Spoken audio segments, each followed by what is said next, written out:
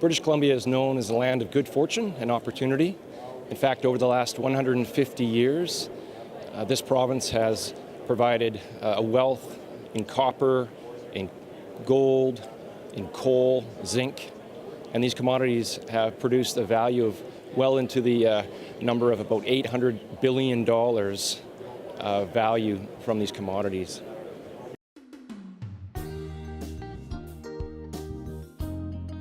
Well, when exploration and mining does well, so many other services and providers do well, such as lawyers, accountants, financial providers. So it's a really important base industry that builds communities, builds our province, and supports other countries in building their infrastructure.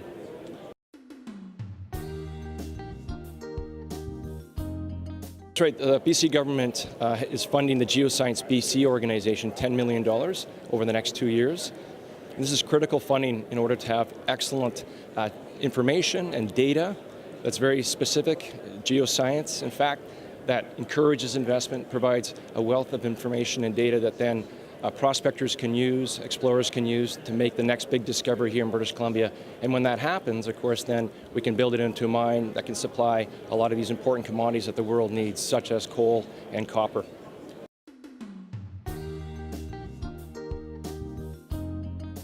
It's very important to have the right balance, so as we develop our minerals and our coal deposits here in British Columbia, it's important to take into consideration the environment, look after the water quality.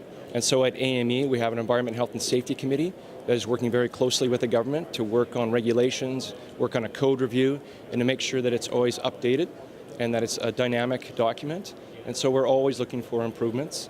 And in that way, I think we're doing a good job by protecting the environment and making sure that the communities are protected and that we all benefit.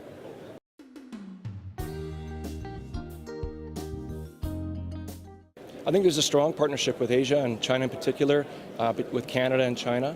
And the fact is that British Columbia is 2 days closer in trading at our ports than any other jurisdiction in North America. So we have an advantage there. And of course, the commodities that British Columbia produces are in demand in China. So I think there's a nice, healthy relationship, a strong understanding of each other's cultures and backgrounds. And I think this is going to be a very good next few years.